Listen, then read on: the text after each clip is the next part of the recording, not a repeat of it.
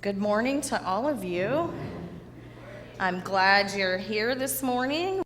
Welcome to those of you in person and those of you online. It's already been stated, but I'll state it again. I'm not Pete.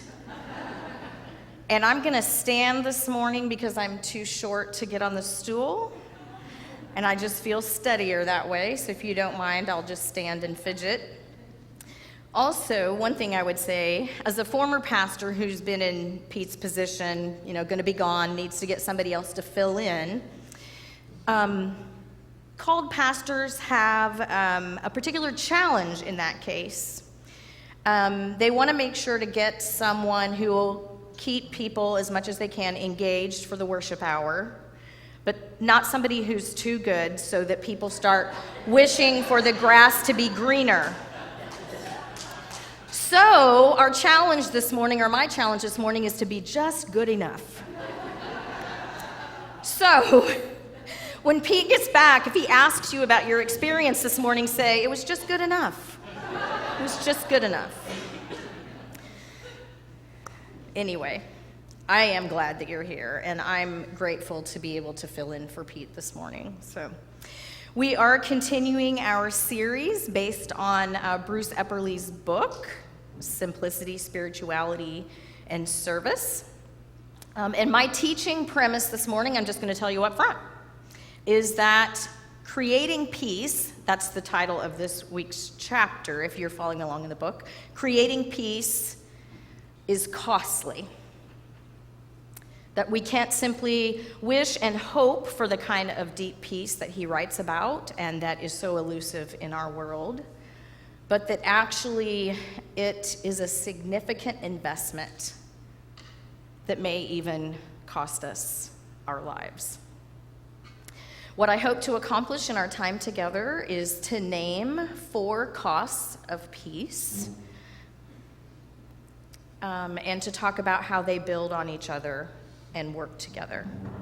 And finally, to challenge us not only to count the costs, but to be willing to invest and put ourselves on the line for true peace.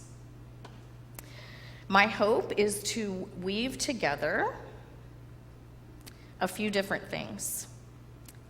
Definitely the book that we've been reading, the Bruce Epperly text that you're all familiar with, but also during this Black History Month, I have been doing some additional reading that I haven't been able to shake loose. They are gripping me, and reading them at the same time as reading the Epperly book has been really amazing, and I hope to be able to share some of that. So I'll share some ideas from James Cone in his work entitled The Cross and the Lynching Tree, as well as Cole Arthur Riley's Black Liturgies, Prayers, Poems, and Meditations for Staying Human. Don't we need help staying human, right? So this is the tall order that I have set for myself this morning. We'll see how it goes. Let's start with the gospel. Hear these words from Mark chapter 8, verses 31 to 38. Then Jesus began to tell his disciples, "The human one must suffer many things and be rejected by the elders, chief priests, and legal experts, and be killed, and then after 3 days rise from the dead." He said this plainly. But Peter took hold of Jesus and, scolding him, began to correct him. Jesus turned and looked at his disciples and then sternly corrected Peter. "Get behind me, Satan. You are not thinking God's thoughts, but human thoughts." After calling the crowd together with his disciples, Jesus said to them, "All who want to come after me must say no to themselves, take up their cross, and follow me.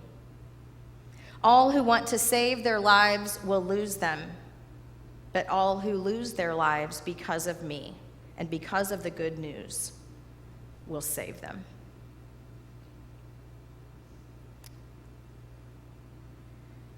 And alongside that biblical text, here's the quote from this week's chapter in the Epperly book. We have gained the world, but we are in danger of losing not only our souls, but also the lives of future generations. Every morning's news testifies to our alienation from one another. Nations threaten war, racism puts national unity at risk, and incivility marks our daily social media activity and political action. We need peace. The peace that comes from within and calms and reconciles a troubled and divided planet. Did you all hear the intersections there? I have known for a month or so that I was going to be here this morning, and so had been reading the gospel text for weeks, and then this week, or last week actually, when I opened the Epperly chapter 8 for this week, and I read that quote, I could not help but see those intersections. We have gained the world, but are in danger of losing our souls and the lives of future generations. Today, I want to talk about our willingness to set aside ourselves, to lose our prestige, our power, our privileges, our possessions, our preferences, and possibly even our lives, in order to find the life that Jesus talks about and the deep peace that is shalom. Reading those two things alongside each other, four things struck me, and so I've just labeled them this morning, the costs of peace. So if you're one of those people that likes to track and see how much, four things, and you'll know how we're doing and how your lunch reservation is keeping up and all sorts of things. So the first truth, or the first cost I want to talk about, is hearing the truth. And if you're like me, perhaps you just heard Jack Nicholson's voice in your head as I spoke that. You can't handle the truth, right? And darn it, isn't that often the case? The truest truths are rarely pleasant or easy to hear. In the gospel reading this morning, Jesus drops a truth bomb on Peter, who doesn't appreciate it or understand it. He says the human one, that is Jesus, must suffer, be rejected, be killed, and then rise from the dead. And instead of hearing it, Peter rebels against it. He refuses to accept it. No way, Jesus. Nope, nope, nope. No can do. I won't have it. It can't be. And if that first truth bomb wasn't enough, Jesus drops another one, responding to Peter's outrage. Peter, dude, you are getting in the way of God's good purposes.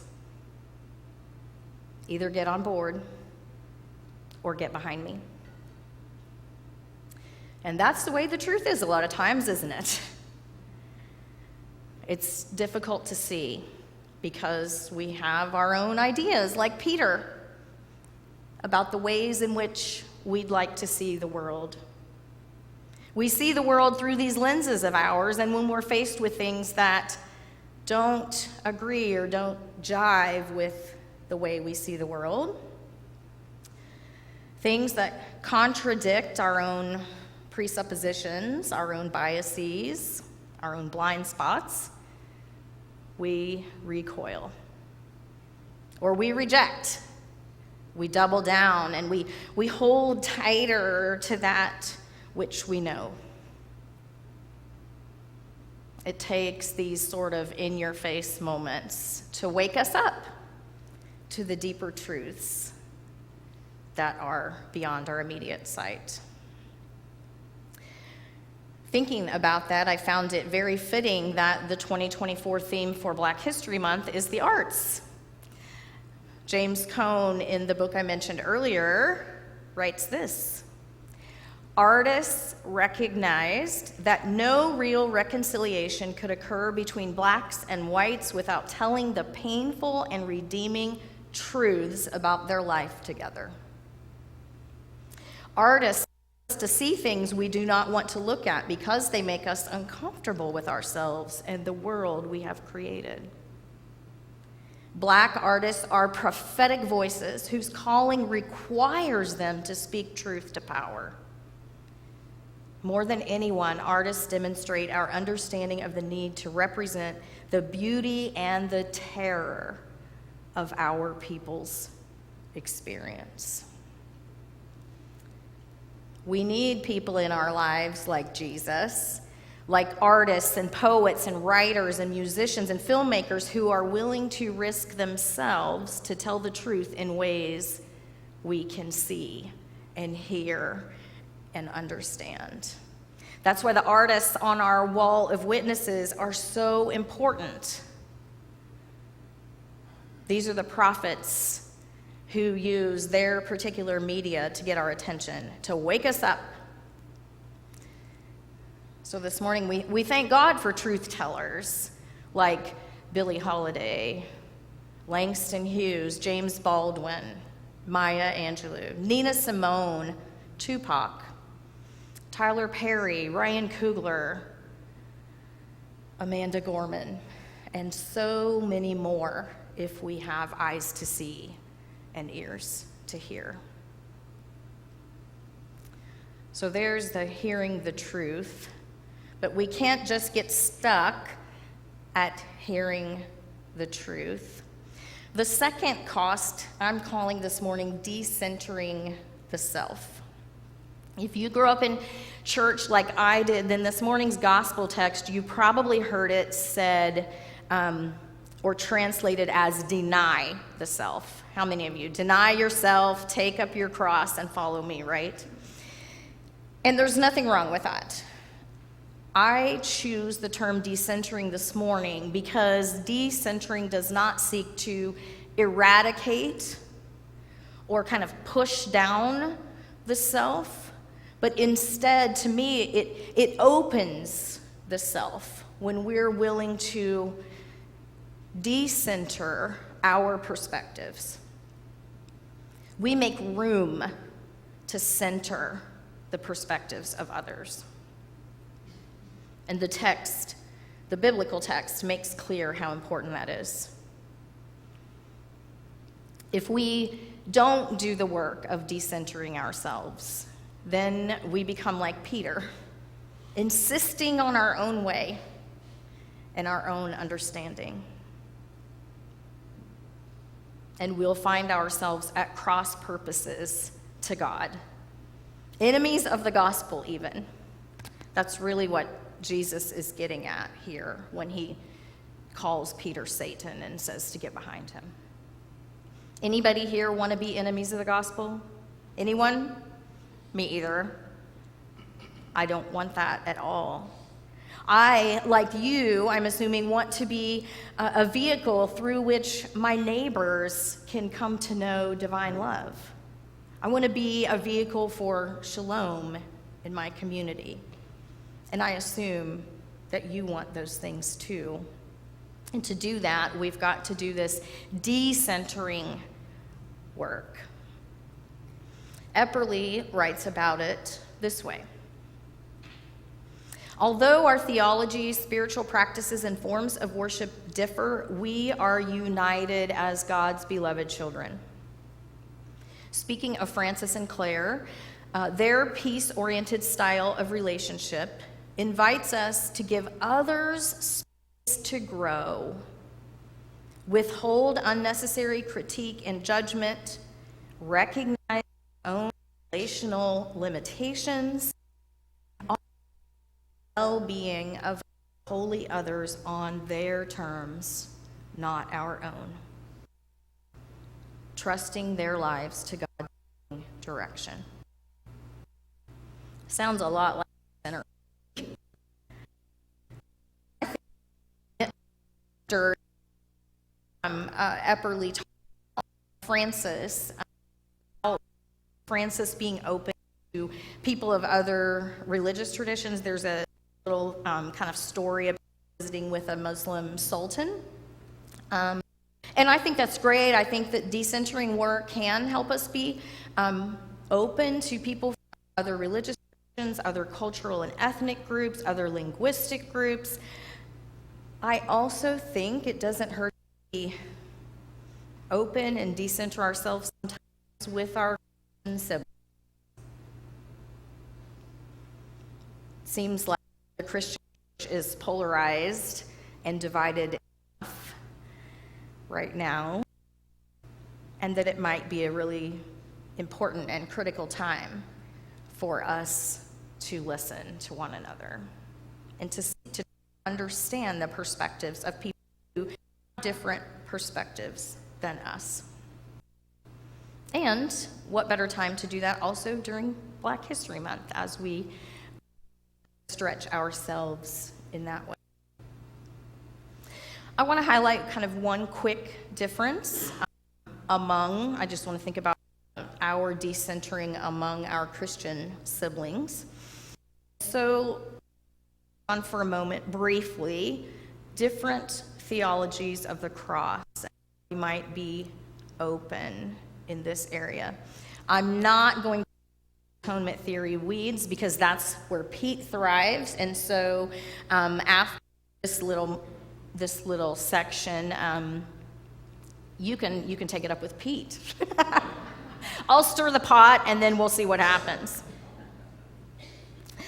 So let's consider kind of two maybe main perspectives on the cross, and then I consider a third one. So here's one perspective. Jesus died for us. That substitutionary perspective that we've talked about before, right? Much of Christianity subscribes to kind of this thought pattern about humanity's sin and the requirement for an atoning sacrifice and all of those things. So there's one perspective. Jesus died with us. There's a difference between for and with, right, for you linguistics people. And this sort of general approach represents like a solidarity perspective, right? We think about God who was so willing to live among and with humanity that God would even subject God's self to the laws of human nature and even be willing to die, right? Solidarity with humanity. And then the third perspective, I especially want us to think about in light of our learning during Black History Month, and that is Jesus died like us. So Jesus died for us, Jesus died with us. James Cone talks about Jesus died like us and how important that perspective is in Black theology. For our Black Christian siblings, the cross, and with it the blood and the violence and the shame, are everything. Cone reminds us that in the Black church tradition, the cross is a symbol of solidarity and liberation because Black people who have suffered, especially in our country, needlessly through slavery, Jim Crow, lynching, and now mass incarceration, find hope in the cross because Jesus knows their pain,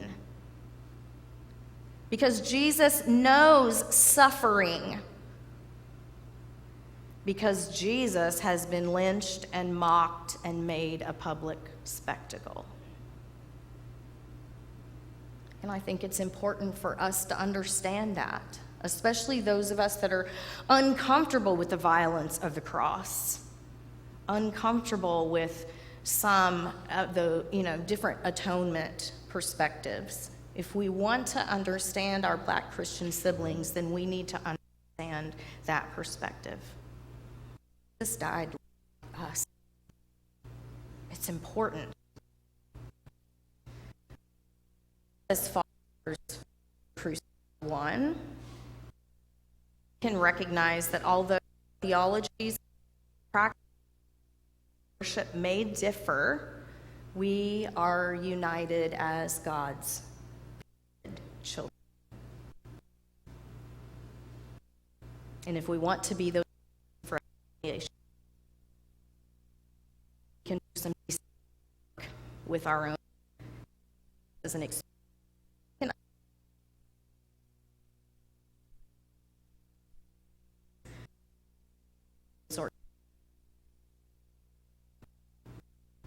Peter's is still our life.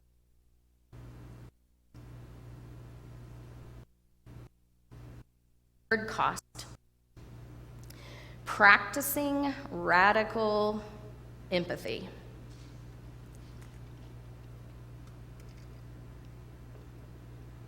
Some of you are sitting there going, I didn't hear any of those words in the gospel text or in any of those quotes that she shared. Where's she getting that? You're right, they're not there, but I think that they're inferred, and I hope to make a case for that. And I think that this piece, this cost of radical empathy, can help us get from the decentering the self to the fourth thing that I'm not going to tell you yet. I think we need this, and I feel like empathy is the bridge, so hang with me for just a minute.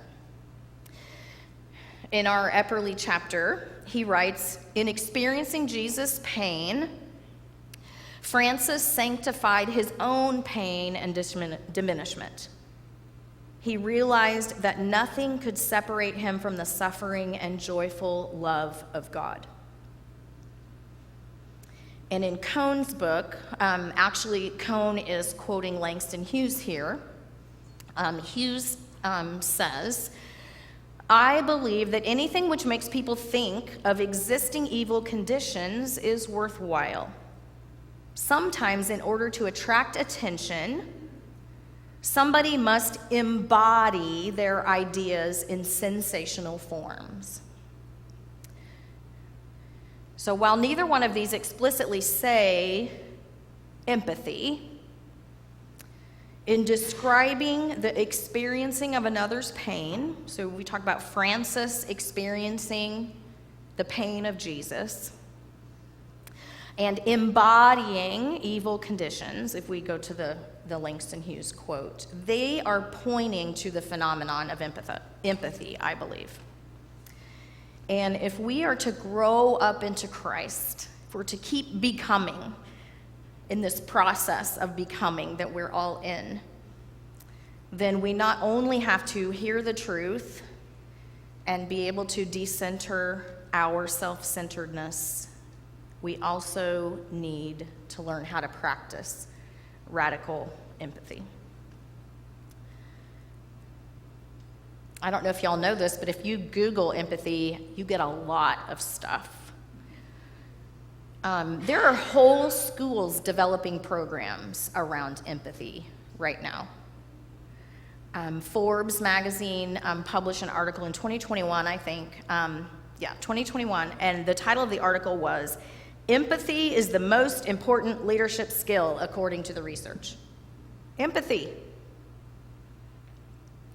And the Stanford empathy researcher, there is such a thing, an empathy researcher, Jamil Zaki, describes empathy like this: the psychological superglue that connects people and undergirds cooperation and kindness. Anybody think we need more cooperation, more kindness? We need more empathy. I think personally that Jesus was the ultimate example of an empathetic human. I believe his healing ministry was rooted in deep empathy. Many of his parables, the stories he told, reveal profound compassion, often coming from places we don't expect and extended to people that we don't expect, but still profound compassion. And we see Jesus weeping over death and being moved by the crowds, right? So if our goal is to be more like Jesus, to be growing up into Christ, and to be co-creators with God of a world where goodness and love and shalom abound, then cultivating empathy ought to be part of our process, I think. And there's good news on that front, because if you do that Google search, you'll find that there are actually things you can do to grow your empathy. I'm just going to toss a few out because I think they go with our study. Be willing to grow. Isn't that interesting that like the first move that we talk about at Crosswalk in around here is like stretching, right? So be willing to grow. All the stretching that Pete makes us do is good for us. Expose yourself to differences. So spend time with people who don't think like you or look like you or come from the same background as you. The empathy research says read fiction, which I find interesting, and I put in parentheses, and also poetry, autobiographies, memoirs. Look at art and film. Listen to music. People that you don't listen to, or maybe you've read some of the works from our wall of witnesses or listened to music by them that you've never heard before. Keep doing that. Pam encouraged us last week in the meditation time to look at some films made by Black filmmakers. Get curious, ask questions, and of course, learn to know yourself. Know where those biases are that you have, the things that get in the way of your empathy, your understanding. The more you're aware, the more empathy you can develop. And I think when we have sufficiently developed this ability to experience the embodied pain of others, then we are truly becoming. And unfortunately, that's where it really gets tough. And this is the fourth cost of creating peace. Suffering in solidarity. I think the Cohn and Riley books both have powerful things to say about solidarity, so I'll share them quickly. They write, humanity's salvation is available only through our solidarity with the crucified people in our midst. The cross is impossible to embrace unless one is standing in solidarity with those who are powerless. And that one is actually pretty easy to hear. This one is tougher, I think. In this season, Lent, we choose solidarity with all who are suffering. The displaced, the abused, the oppressed and neglected. We remind ourselves, and here is where it gets really, really tough. We remind ourselves that presence is not solidarity. That one stung a little bit. You mean that march that I went to was not solidarity? Presence is not solidarity. Knowledge is not solidarity. Eek. So all the books I've been reading in Black History Month, that's not solidarity? No, she says, solidarity is the kind of unity that costs us something.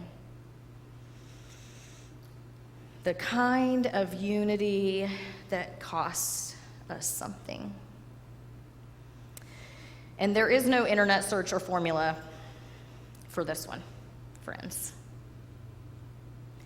For each of us to take this step in our becoming, this step in growing as initiators and cultivators and creators of peace, we've got to be open to the Spirit. have eyes open to see and ears open to hear, hands willing to work, feet willing to go. You only, in conversation with the Spirit, can discern the cost and degree of suffering that you are personally willing to bear on the path to peace. But there's good news, and the good news is we don't do it alone.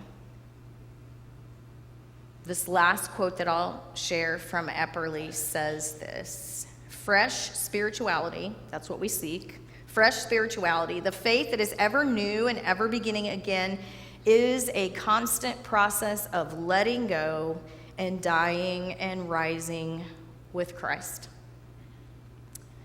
The peace of Christ enables us to face conflict, threat, and death, knowing our lives and all creation are in God's care.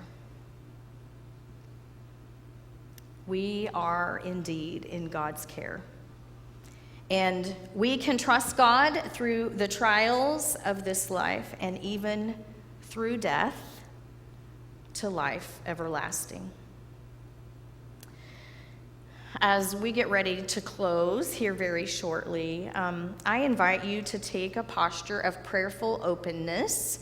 I brought a video which has proved to be kind of tricky this morning, but we're going to give it a try. It didn't work at all in first service, so there you go. Try to manage expectations, right? These are the words of Howard Thurman, and in a moment I will play them, or they'll play them back there in just a moment, but not quite yet. And it's a great prayer, I feel like, to get us ready for the prayer of St. Francis.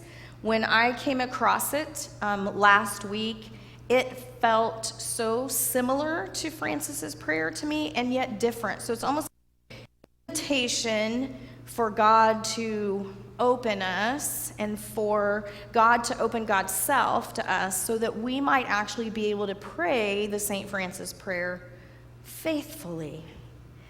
So I'm looking back there at the booth. Do we think the video's going to work?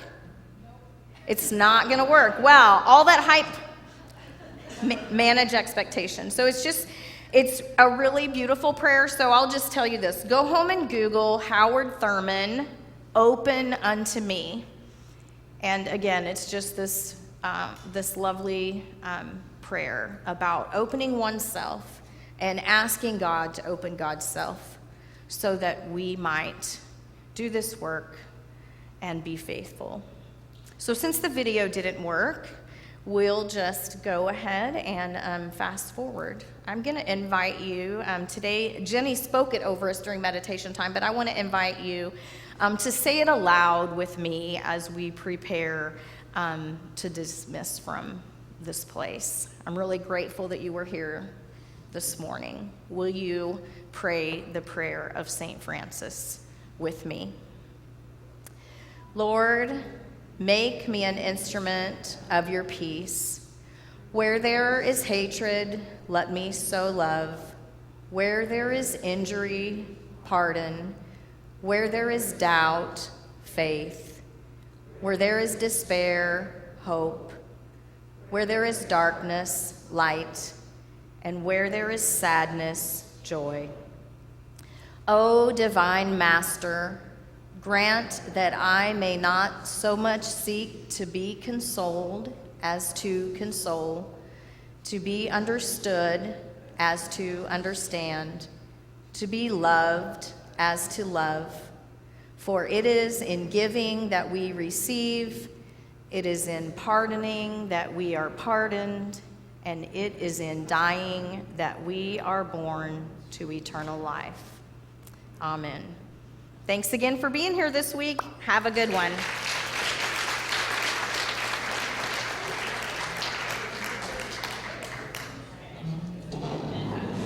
We are born the same.